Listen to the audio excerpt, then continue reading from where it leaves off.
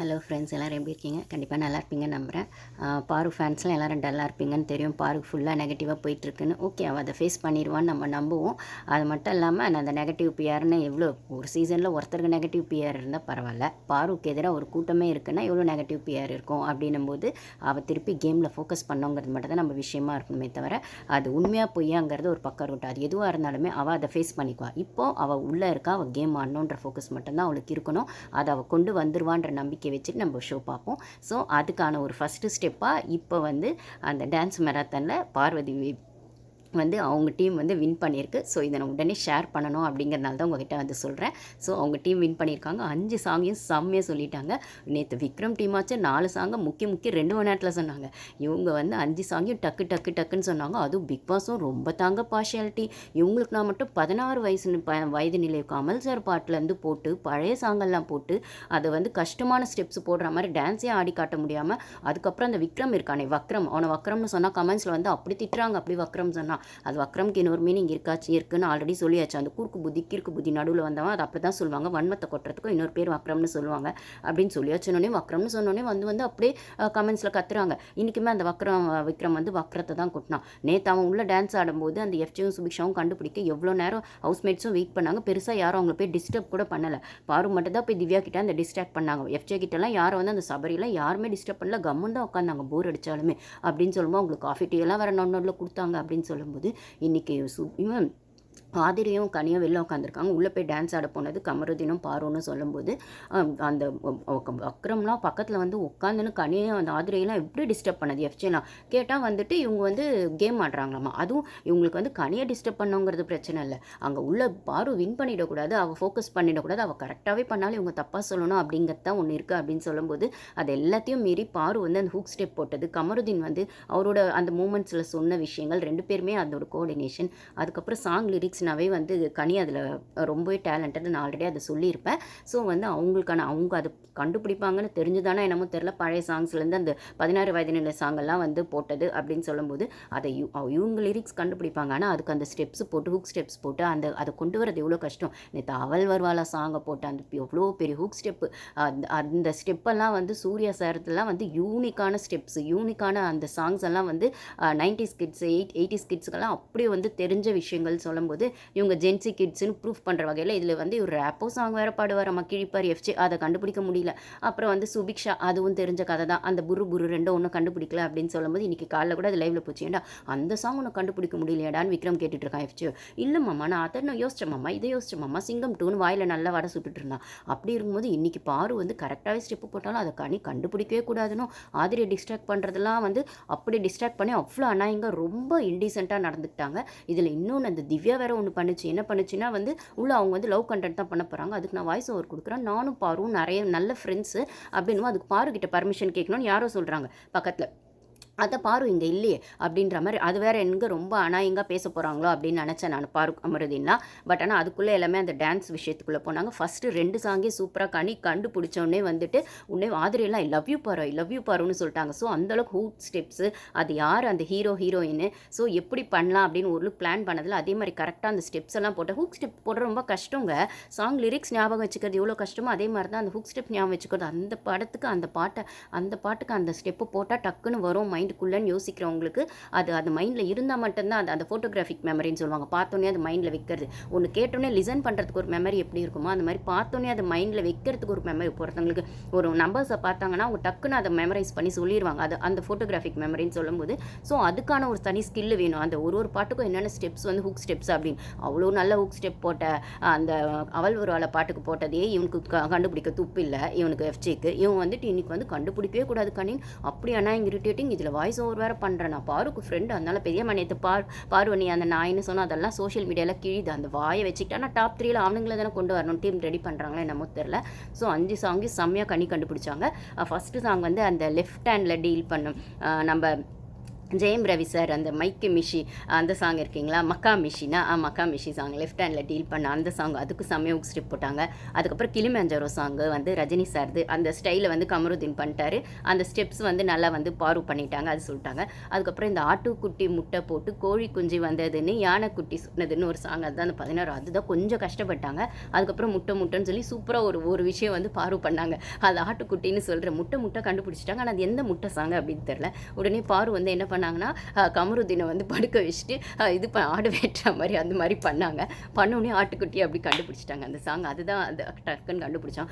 அதை கூட வெஞ்சன்ஸ் கொட்டுறானுங்க. வெளில வந்தோடனே வினோத், விக்ரம், இவன் சபரியில் தெரிஞ்சுக்கோடா அதான்டா இப்போ கேம் முடிஞ்சதுக்கப்புறம் உன்னை அதை தான் பண்ண போகிறான்னு தெரிஞ்சுக்கோ, அதுக்கு தான் இப்படி பண்ணா அப்படின்ன மாதிரி. அதுக்கப்புறம் அந்த சீன் பார்த்தோன்னே கல்யாணத்துக்கு தாலி கட்டுவல, அப்போ வந்து நீ அந்த மாதிரி தான் ஆக போகிற அப்படிங்கிற மாதிரி தான் சொல்லியிருக்கா இப்போ அப்படின்னு அப்படி வன்மத்தை கொட்டுறானுங்க வெளில வந்தோடனே. விக்ரம்லாம் ஸ்டார்டிங் அப்படி பண்ணா.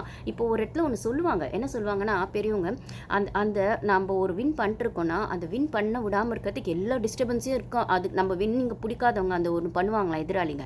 ஆனால் ஒரு ஸ்டேஜில் நம்ம வின் பண்ணி காம்ஸ்டோன்னு வச்சுக்கோங்களேன், கப்பு சிப்புன்னு சைலண்ட் ஆயிடுவானுங்களாம். ஸோ அந்த இடத்துக்கு நம்ம போகக்கூடாது, நம்மளை டிஸ்ட்ராக்ட் பண்ணுறதுக்கு எல்லாத்தையும் பண்ணுவாங்க. ஆனால் ஒன்ஸ் நம்ம அதை ப்ரூஃப் பண்ணிட்டோன்னா அவனுங்களுக்கு வேறு வழியே இல்லை, கப்பு சிப்புன்னு தான் ஆகணும். ஏன்னா அதுக்கு மேலே பேசினா அவனுங்க மரியாதை போயிடும் அப்படின்ற இடத்துல இன்னைக்கு விக்ரம் வந்து அப்படியே வாயை கையும் ஆரம்பித்ததுனும் அப்படி தான் ரொம்ப ஃபுல் இதில் ஆரம்பித்தான். அதுக்கப்புறம் வந்து கப்பு சிப்புன்னு சைலண்ட் ஆகிட்டான். இதுக்கு மேலே பிக் பாஸும் ரொம்ப தாங்க பார்ஷியாலிட்டி.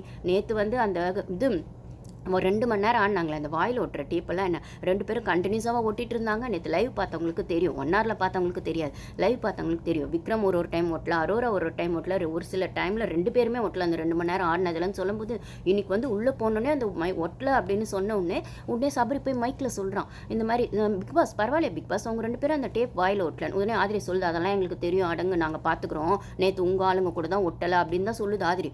அதேமாரி ஒரு மைக்கில் சொன்னாராமா. சொன்னோடனே அந்த பிக் பாஸும் உள்ள 2 பேரும் அதை ஒட்டுங்க, அப்படியே அது தப்பி தவறி வாயிலேருந்து வெளில வந்துருச்சுனாலும் அந்த டைப்பு நீங்கள் வாய் திறக்கக்கூடாது அப்படின்னு சொல்லிட்டாரு. ஆனால் அவ்வளோ ஸ்ட்ரிக்டாக ஃபாலோ பண்ணுறாருமா, ஸ்ட்ரிக்டி அலோடாமா. நேற்று ஒன்றா அது கீழே அப்போ எங்கே போனார் தெரில இந்த பிக் பாஸ் நேற்று ரூல்ஸ் சொல்லும்போது.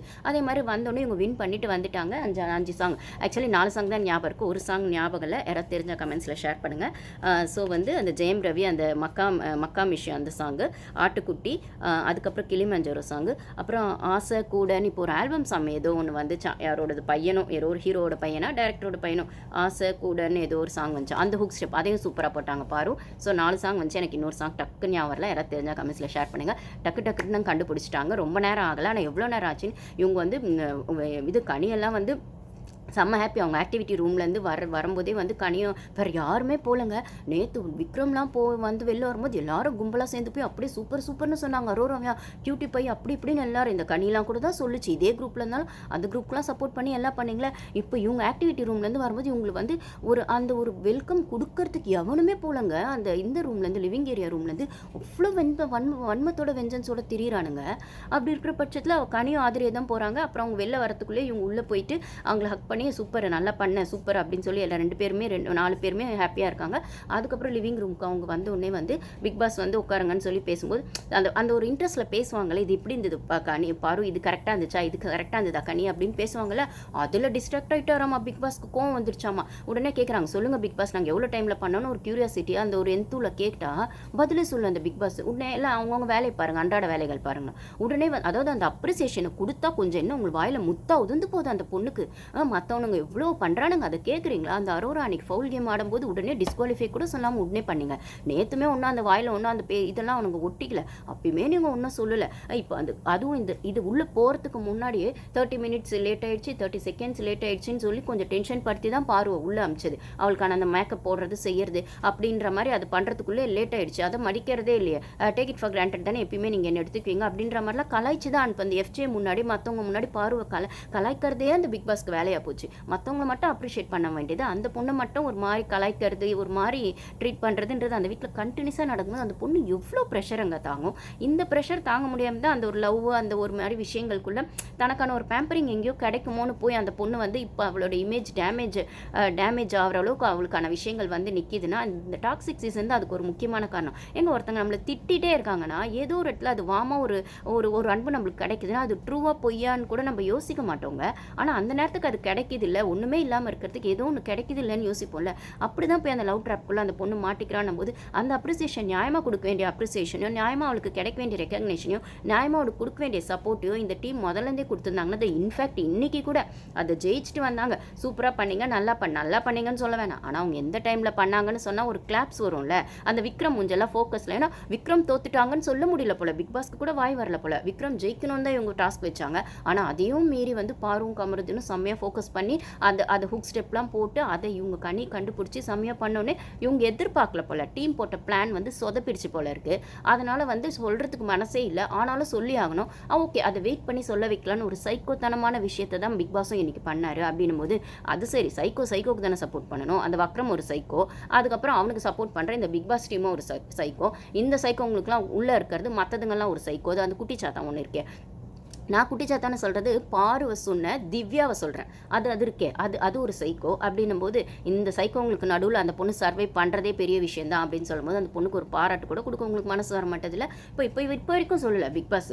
எவ்வளோ டைம் ஆச்சுன்னு அந்த பொண்ணு கேட்குது, கனி கேட்குது, அன்றாட வேலைகள். ஏன்னா ரூல்ஸ் மீறிட்டாங்களாமா. உடனே வந்து அதுக்கப்புறமா கொஞ்ச நேரம் ட்ரை பண்ணலாம், வெயிட் பண்ணலாம்னு சொல்கிறார் வினோத்லாம். சரி கொஞ்சம் வெயிட் பண்ணுங்க, பார்க்கலாம், சொல்லுவார், செய்வார் அப்படின்னு சொல்லி உடனே அதான் அவர் சொல்லிட்டார்ல. லாஸ்ட்டாக சொன்னது அன்றாட வேலைகள் பார்க்கலாம் தான் சொல்லிட்டார். சொல்ல போகிறதுல அதாவது விக்ரம் முன்னாடி வந்து பாருவை பாராட்டிட்டா வந்து இவனுங்களுக்கு சிந்தி போயிருமா. ஏன் பிக் பாஸ்க்கே சிந்தி போயிடுது போல, பாருவை பாராட்ட மனசு வர மாட்டேங்குது போல இருக்கு. ஆனால் வக்ரம்னு மட்டும் வாய் நிறைய பாராட்டு கிடைக்கும், வீக்கெண்ட்லையும் கிடைக்கும், ஹோஸ்ட்கிட்டே கிடைக்கும், கண்டஸ்டன்ட் கிட்ட கிடைக்கும். அப்படியே வந்து அவளை தாளாட்டு பாடி தாங்குன்னு தங்கத்தட்டில் தாங்குவீங்க. அதே விக்ரம் வரோன்னா மட்டும் வெளில வந்து great job, great, good, great ஆட்டிடியூட்னு. ஏன் அந்த பொண்ணுக்கும் அந்த பையனுக்கும் இல்லைன்னா அந்த குரூப்புக்குமே மொத்தமாக நீங்கள் தனித்தனியாக கொடுக்க வேணாங்க, பாருக்குன்னு தனியாக. ஆனால் அந்த எஃபோர்ட் போட்டு அந்த குரூப்புக்குன்னு பொதுவாக ஒரு அப்ரிசியேஷன் கொடுக்கலாம்ல, அது இப்போ வரைக்கும் கொடுக்கல.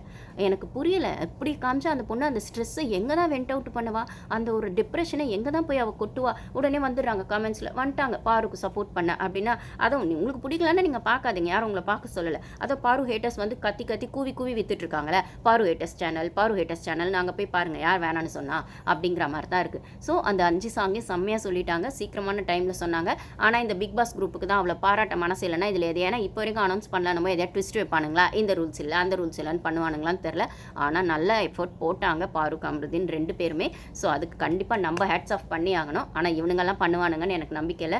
ஆனால் இதுலேயுமே இன்னும் எதையாச்சும் ட்விஸ்ட் வச்சு, ஏன்னா இவனுங்க மாஸ்டர் பிளான் இவனுங்க எப்படி கேமை கொண்டு போகணும்னு நினைக்கிறாங்களோ அப்படி தான் கொண்டு போகணும். அதில் இப்படி ஏதாச்சும் கொஞ்சம் மாறுச்சுன்னா இவனுங்க குறுக்கு புத்தி எதையாச்சும் வேலை செய்ய வச்சிரும், அந்த கிறுக்கு புத்தி குறுக்கு வந்துரும்ன்ற மாதிரி எதையாச்சும் பண்ணுவாங்க. அப்படி ஏதாவது பண்ண போகிறானுங்களான்னு தெரில.